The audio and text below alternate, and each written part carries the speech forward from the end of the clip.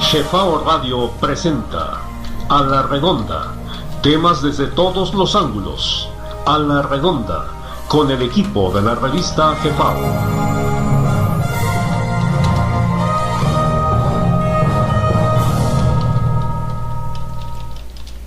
Muy buenos días a todos nuestros ciberescuchas. Este es su programa A la Redonda. Y el día de hoy tenemos un programa muy interesante que se llama Cristóbal Colón, un secreto político, de septiembre de 2003, número 86. Y como ya es costumbre, vamos a leer el primer párrafo de este interesante artículo que salió hace ya casi 15 años, 14 años. Este es uno de los temas que más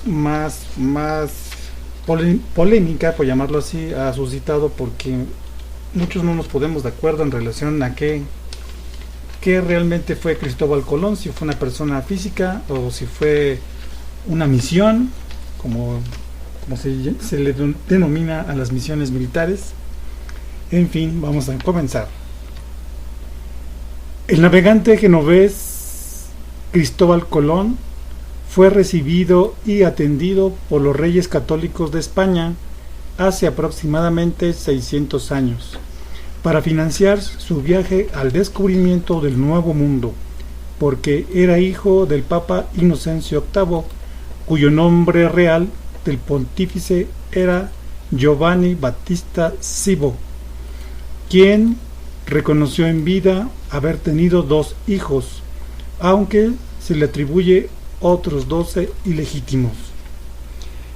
El día de hoy nos acompaña el ingeniero Género Saucedo. Ingeniero.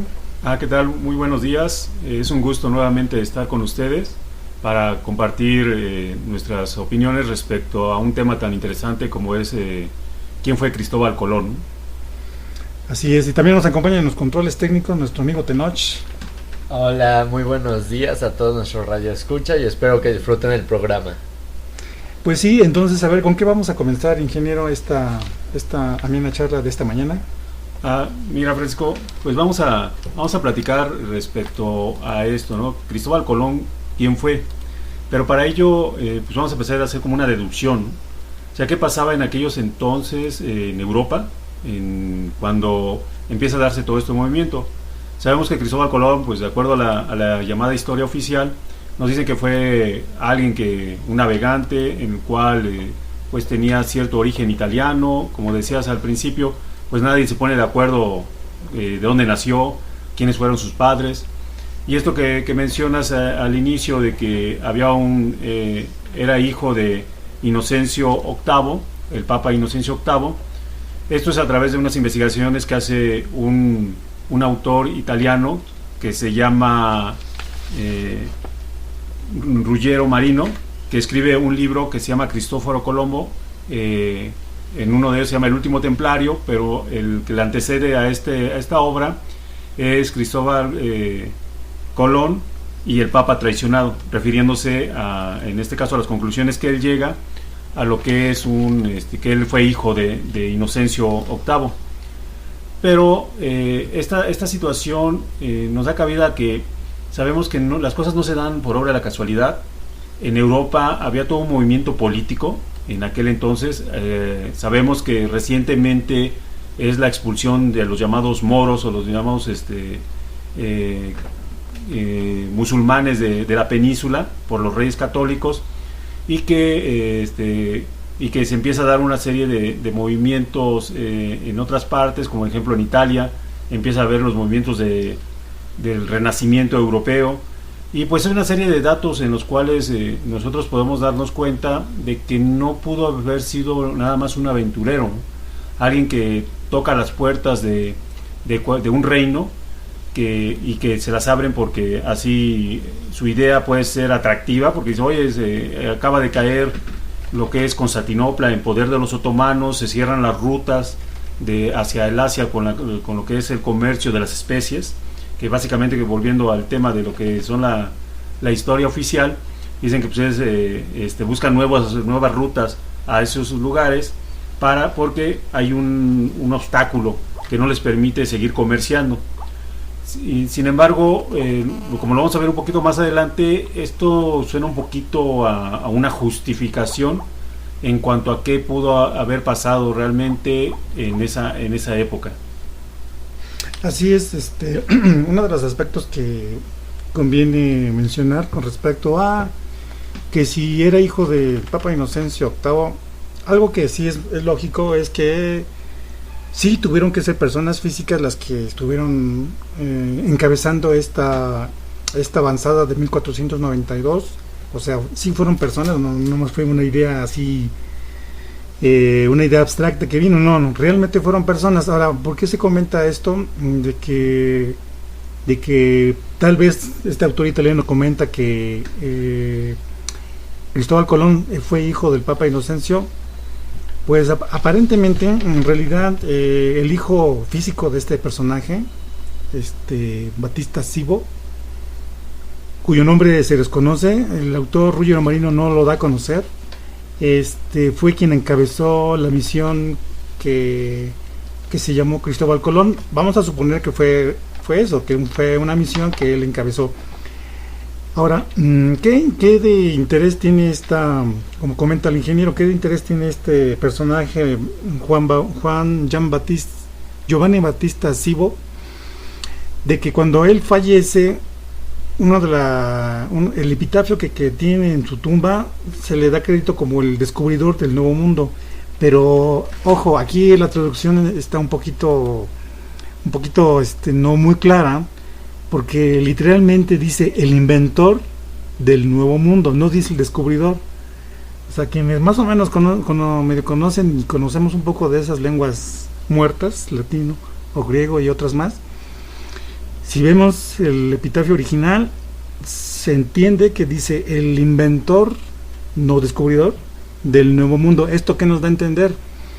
Que precisamente el término Nuevo Mundo fue un aspecto político, no fue un descubrimiento geográfico, así como los que hacen National Geographic, que descubre islas nuevas, no, sino ya nos da la idea que el invento del Nuevo Mundo es una cuestión política. Y por otro lado, como bien comentas, Genaro, hay que tratar de analizar por qué en esa época de 1492 se dan una serie de movimientos. Tú comentabas de los otomanos que toman Constantinopla. También acordémonos de lo que señala varios historiadores, la expulsión de los judíos precisamente de España, de la península ibérica. Y en 1492 cae el reino de Granada. Supuestamente es el último bastión de los moros. Y algo interesante aspecto de los moros es de que no es muy claro que estos moros sean de origen musulmán. Incluso los mismos investigadores españoles, un investigador de apellido Olague menciona que en realidad los moros o los musulmanes nunca pudieron haber invadido, no es que nunca lo hayan podido hacer, no invadieron España. Y él da los argumentos técnicos y logísticos por los cuales los moros o los musulmanes, mejor dicho, no invadieron España. Toda esta serie de elementos que tú comentas, ingeniero, da a entender que hubo movimientos estratégicos en el tablero político mundial de aquella época, y es razón por la cual tuvo que haber sido un secreto esta misión. El mismo autor Henry Ford menciona que en las carabelas de Cristóbal Colón, de la misión Cristóbal Colón, van insertos de incógnito algo así como 300,000 familias sefarditas, o sea, judíos sefarditas, supuestamente expulsadas de ahí de la península ibérica. Y este autor menciona que cuando llegan al Nuevo Mundo tienen destinos muy específicos. Unos se van a Oaxaca, otros se van a Monterrey, otros se van a Tlaxcala y otros más se van a la Ciudad de México. Y esto es hay que notarlo, y hacerlo notar. Porque si se supone que la historia dice que Cristóbal Colón descubre las islas y una de ellas le pone San Salvador, y no menciona, la historia oficial no menciona precisamente que Cristóbal Colón haya pisado territorio mexicano, ¿cómo es que estos personajes que van de incógnito porque supuestamente van huyendo de la persecución que se da en la península ibérica, llegan a destinos específicos? ¿Con qué fin? No es muy claro.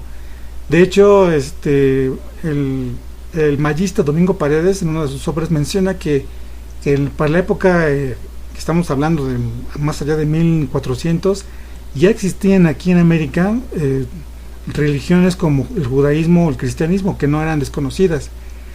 O sea que en todo caso estos personajes que van de incógnito en los barcos de esta misión llamada Colón van a destinos específicos, pero no van así nomás a llegar a un lugar a ver qué encuentran, sino que se entiende que van específicamente a lugares donde se les va a recibir adecuadamente. Así es, Francisco. Eso es un interesante todo el contexto que mencionas, ¿no? Como lo decía al principio, no es obra de la casualidad. Aquí vuelvo a retomar un poco cómo estaba el contexto europeo en aquel entonces, una parte de lo de Medio Oriente, una parte de lo de África.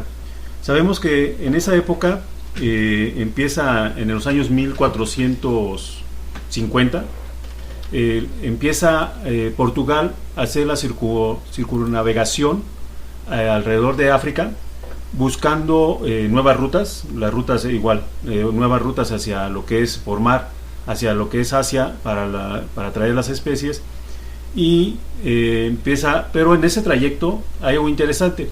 Portugal empieza a establecer relaciones con poblaciones africanas, que en la historia, por ejemplo con Mali, la historia de Mali, pues menciona que Mali era un reino bien establecido, y en la cual hay un autor en donde dice que en esa zona todo ese reinado estaba muy bien planificada, el lugar era mejor, él lo compara en ese momento con Ámsterdam. Dice que sus trazos de sus calles eran mucho mejor que Ámsterdam y que eran civilizaciones propiamente, quitándonos un poquito ese prejuicio de que el africano pues siempre lo vemos con su taparrabos, con su lanza, a la usanza como lo que ha sido Hollywood, ¿no? Que nos ha presentado siempre, ¿no? Como que es el parámetro que muchas veces tenemos en un aspecto de cultura general. No, era una cultura bien organizada.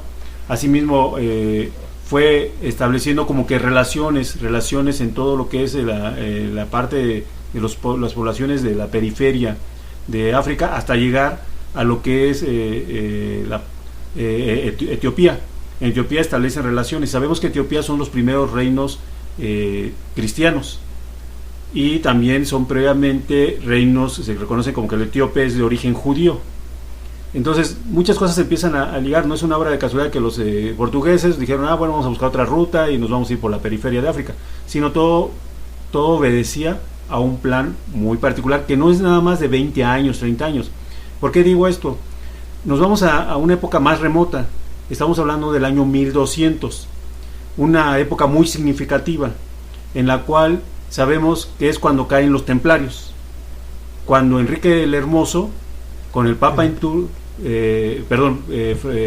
Felipe el Hermoso cae, está con el Papa en turno, se ponen de acuerdo para el asesinato de los templarios, en este caso en Francia, y que después empieza a hacer una onda expansiva para Inglaterra, Holanda, España, Portugal, etcétera, el mismo Italia, para poder someter ese poder que, según esto, de acuerdo a la historia, no reconocía.